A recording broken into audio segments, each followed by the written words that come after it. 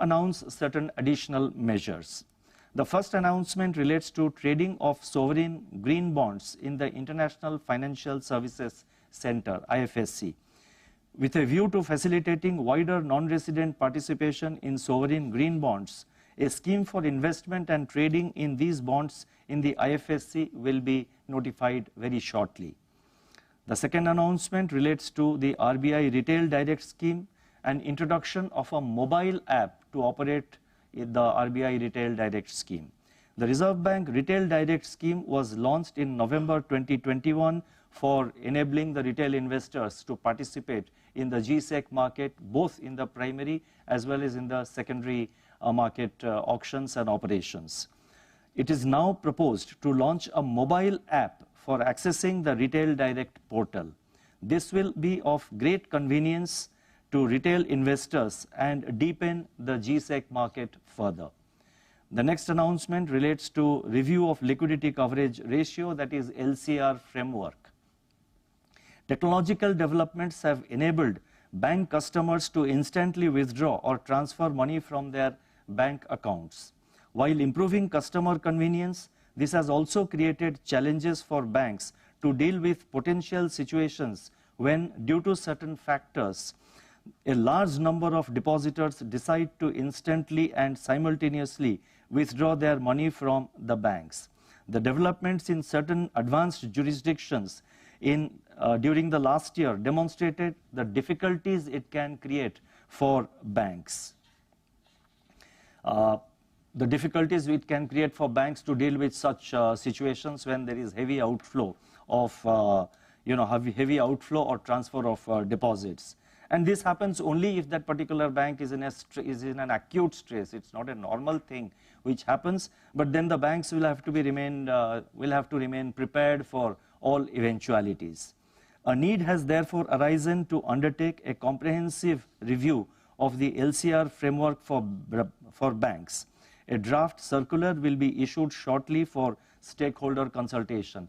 Our approach is to have a balanced approach, and as I said a little while ago, we follow consultative approach, so therefore the draft circular will enable the stakeholders and the banks to give their views and opinions and suggestions, which will be taken into consideration by the Reserve Bank before arriving at a final decision.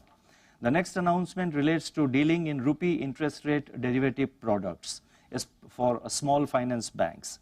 At present, small finance banks are permitted to use only interest rate futures for proprietary hedging. It has now been decided to allow small finance banks to use permissible rupee interest derivative products. This will allow further flexibility to small finance banks for hedging their interest rate risk and enhancing their resilience. The next announcement relates to enabling UPI for cash deposit facility. Deposit of cash through cash deposit machines, that is CDMs, is primarily being done through the use of debit cards. Given the experience gained from cardless cash withdrawal using UPI at the ATMs, it is now proposed to facilitate deposit of cash in CDMs, that is in the cash deposit machines, using UPI. This measure will further enhance customer convenience and make currency handling process at banks more efficient. And the next announcement relates to, I have two more announcements and I shall be quick. Next announcement relates to UPI access for prepaid instruments through third-party apps. At present, UPI payments from prepaid payment instruments, that is PPIs, can be made only by using the web or mobile app provided by the PPI issuer itself. It is now proposed to permit the use of third-party UPI apps for making UPI payments from these PPI wallets. That means the PPI wallet holders no longer have to be completely dependent on the PPI issuer, but they can use any other third-party app which is operating under the UPI.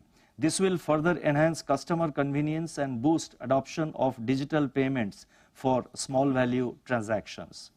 And the final announcement relates to distribution of central bank digital currency, that is CBDC, the e-Rupee, through non-bank payment system operators.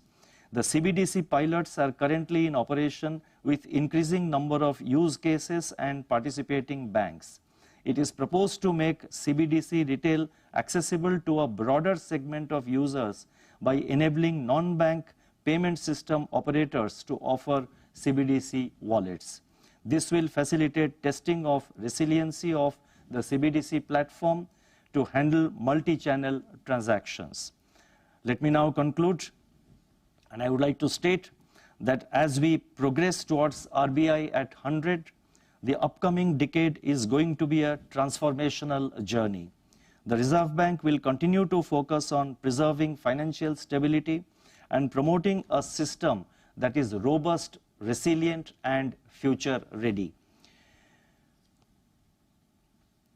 And it will be robust, resilient, and future ready to support economic growth.